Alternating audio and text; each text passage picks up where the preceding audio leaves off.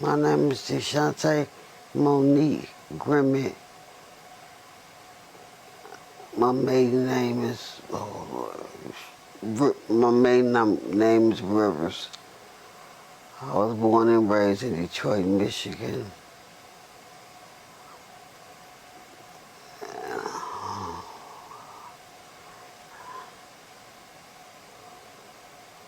And I want to talk about. So tell us when your health challenges started, your first encounter. Okay, when I was pregnant at 17, I set up a bacteria infection. I almost died.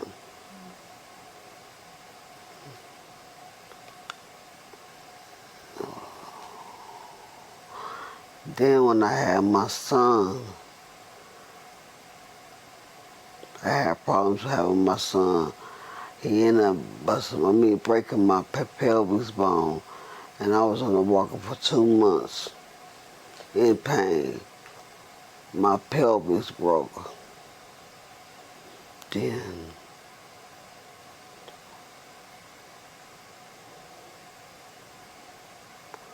my daughter, no. And then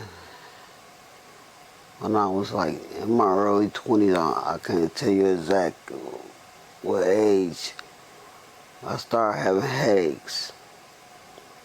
Constantly headaches, running back and forth to the hospital, back and forth to a doctor, and all they could think of was a migraine headache.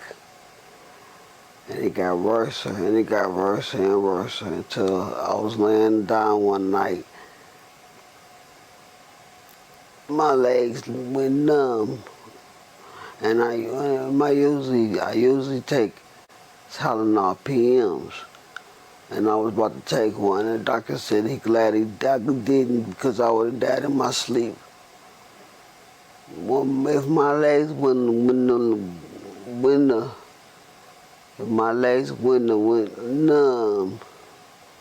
and I ain't go to the hospital, I would have passed away. But lucky I went to the hospital. I was 2 aneurysms. And I mind y'all, my dad, he died of aneurysms. You know, they don't have the things that they have now, to save a person. So he like dropped dead. But I was a little girl, I was like 4 years old when he passed away. You know, that's what the story was told to me.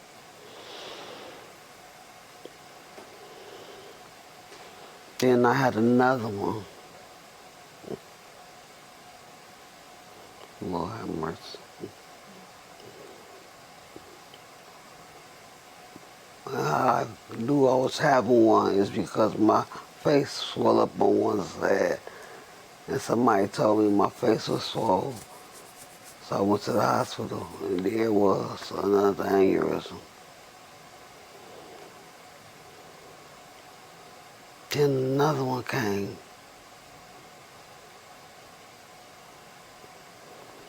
I was in so much pain.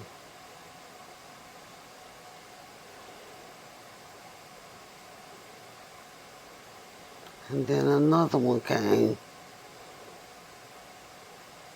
From 2001 all the way to like 223, 222, something like that. I had aneurysms back to back, back to back. Man.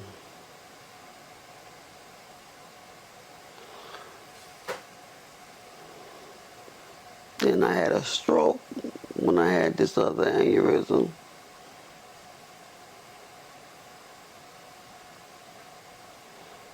And then another stroke. When I was told it was 4, I had 4 strokes.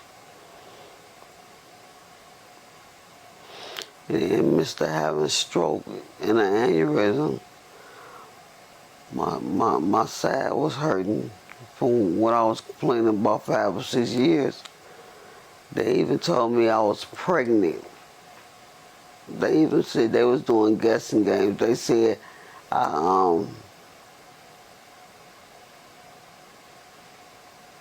They even said I was pregnant. They said I had kidney stones.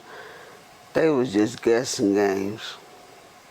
And all the time I had an ulcer. They had to cut some of my stomach. I had a hole in my stomach for all these years that they was lying to me. And I was in pain. And they wouldn't even give me nothing for pain.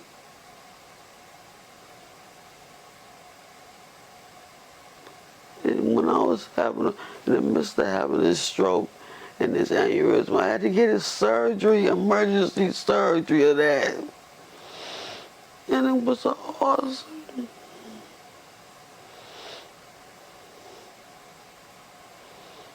It took them that long to find out that it was an ulcer. I was in so much pain. And they didn't believe me. They didn't believe me at all. I suffered for years with pain. Till I was banning them out the streets. People thought I was a dope fiend or something. No, I was buying pills to take this pain away. Because the doctors didn't believe me.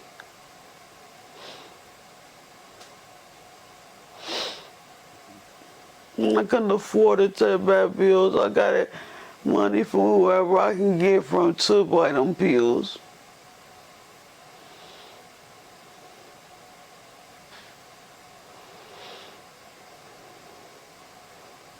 But you know what? I asked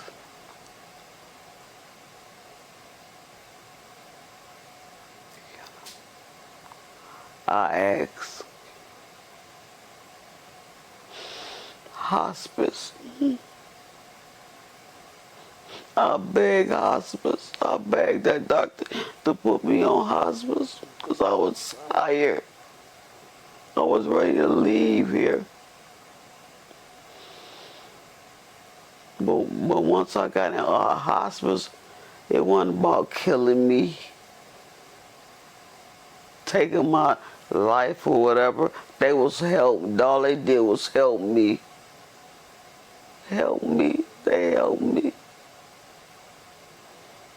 They not here to kill me. They here to help me. Like these doctors should have been doing. And it's a shame that I had to call on hospice to get help. Because at first I thought, you know, that was just day 4 because it was on for my grandmother. I put my grandmother and grandfather on it. But I didn't know what it was about. I didn't know what it was about. But they was old. You can keep talking. I just want to like them. They was old, you know, so I feel like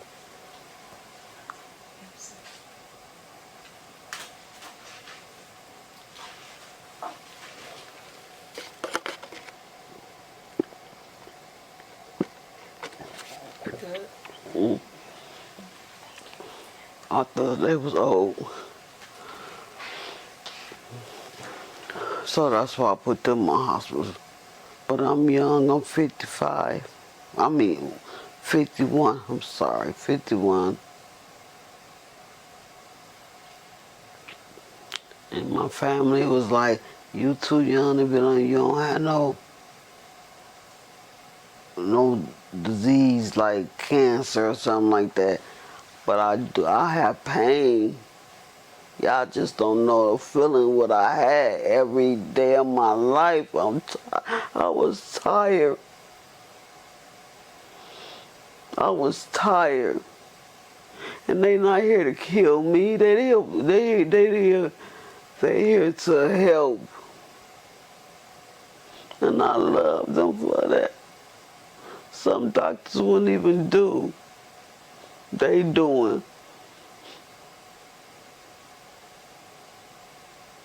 They treat me like a queen, as far as I'm concerned. And you are.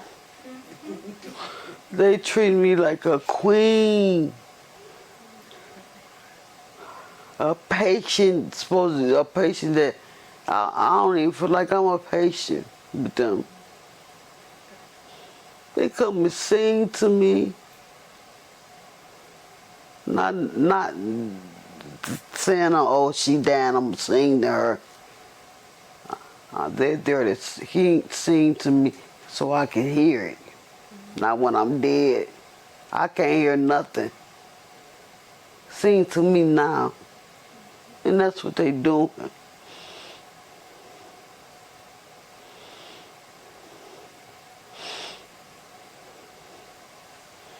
But I just want to put my story out here to let everybody know that I had 8 aneurysms, 4 strokes,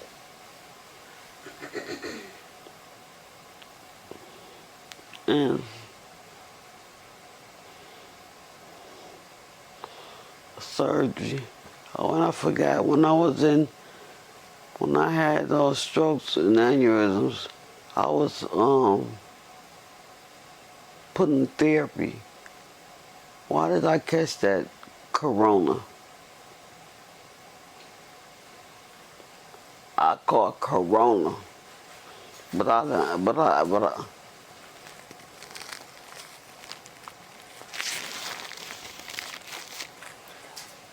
live. But God has for me, I don't know what it is, but it's for me.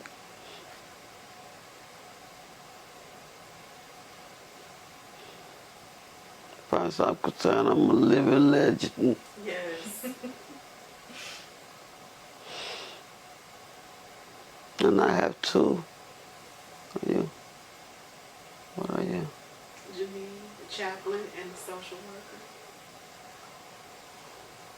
Janine is one. She been with me since day one she met me. And she helping me tell my story.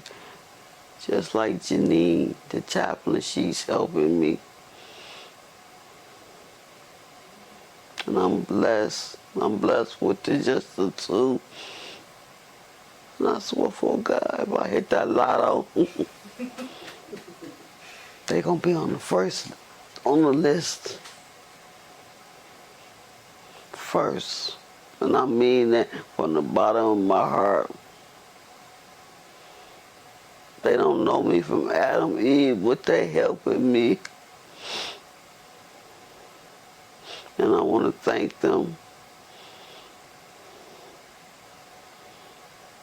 Thank you for letting us help you tell your story. To tell my story. Your story is so important. As I'm listening to you talk, I think it's a testament to how women of color are not heard, and how all those years you were dismissed, and nobody took it seriously. And I think that your story gets out, it can bring awareness that when we hurt, we hurt. We're not just drug seeking. We need relief. And we need to be taken seriously when we hurt. And I think that your story, you are an example of how that happens, and you were blessed enough to survive it. And a lot of women didn't survive it. Even having a baby shouldn't be life-threatening. And the doctor said I was a miracle. They never seen nothing like this. It's because you were supposed to be here to tell your story. And I thank Teresa for setting up the camera and giving you a platform to tell your story. I love her. I love her. We love you too. I swear. If I get the lottery, the lotto. You know what? We wouldn't even take it. Yes, I we will. Use it to set you up so you can stay in a place where you will always get the best care. That's what we would do. Y'all gonna take whatever I give y'all. Y'all gonna travel. That's what I want you to do, is travel. Yeah. And I'm so serious. Yeah. Well, it's so special to be a part of your journey, because it's not easy, like you're saying, right? Hospice, there's a lot of stigma around hospice. There's a lot of fear. Yeah. Absolutely, right? And But we're not just here for that end moment, right? Like you're saying, we're here while you're still here. Yeah. To sing to you when you can still hear. To tell your story while you can still tell it. To focus on your symptom management, you know. And to listen to you, first and foremost, right? To just listen to what you need. Yes, this nurse that sing, well, the lady that sing to me. Kristen, we gotta tell Kristen. She made my day because I'm not dead, I can't hear her. But I can hear her. And she sings so beautiful. Beautiful. I just want to thank y'all for letting me tell my story. You've been through a lot. A whole lot. You've been through enough for 10 people. One person. And thank you for sharing. And it touched me, it touched Teresa. I appreciate your courage, and it takes a lot of courage to be transparent like that. But I feel like it'll help somebody else that may not have to suffer as much as you have.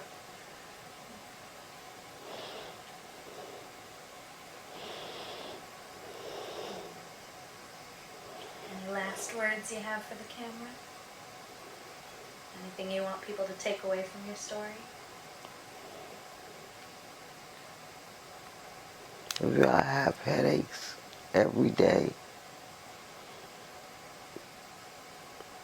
please go get a CAT scan. Because I was getting x-rays every time I go to the doctor. We don't see nothing wrong. Get a CAT scan or MRI. And let's find out if you're bleeding or an arch or aneurysm. That's if you have headaches every single day. And I know people that's having headaches now. They won't go get found out, you know, if they're bleeding in the brain or aneurysm. But I hope I can help you, whoever. Because the people that know about, you know, how to go, you know, get the headache. I don't know what.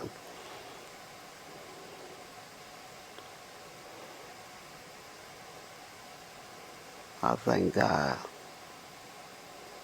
And you know what? I'm going to tell you the truth. I didn't believe in God till I had them 2 aneurysms. I didn't. I was like, it gotta be a God, I'm still here. Then I had another one, I'm like, oh my God. But yeah, I'm more calling on God, you know. You know, oh my God.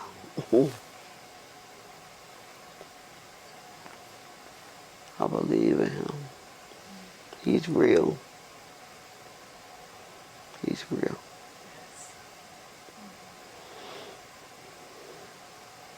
I wish I knew a prayer, but I don't. I think you just said it. You just said it. In a prayer, there's no certain way to pray, but you have expressed your gratitude and your faith that you discovered, you know, during a difficult time.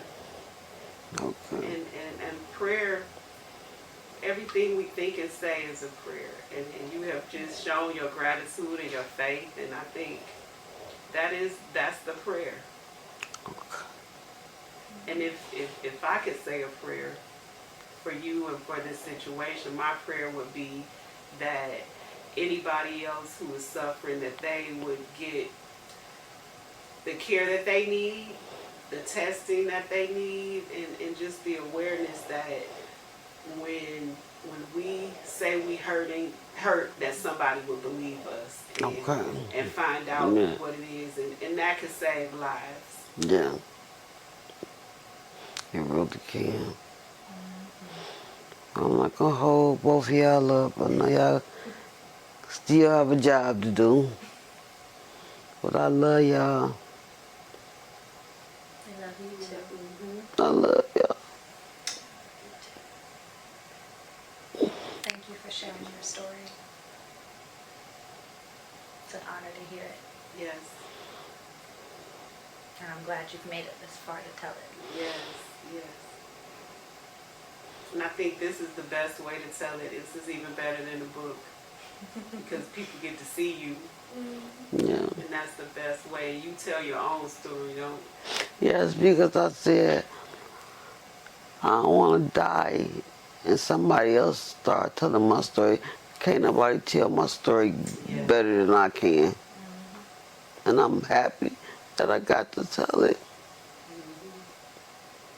Because as soon as I die, oh, we're going to write it, we're going to do this. Don't do that. Don't do that. That's why I did this, because I want to know, because there's people out there money hungry. Oh, no. They don't know how I felt. They don't know what I've been through. But thank you so much. I think I could sleep tonight Oh. because I was able to tell my story. Yes, you got it off. You got it off your chest. Yes. Don't sleep long and hard. You got it. Get that one good night's sleep before you go home. Yeah.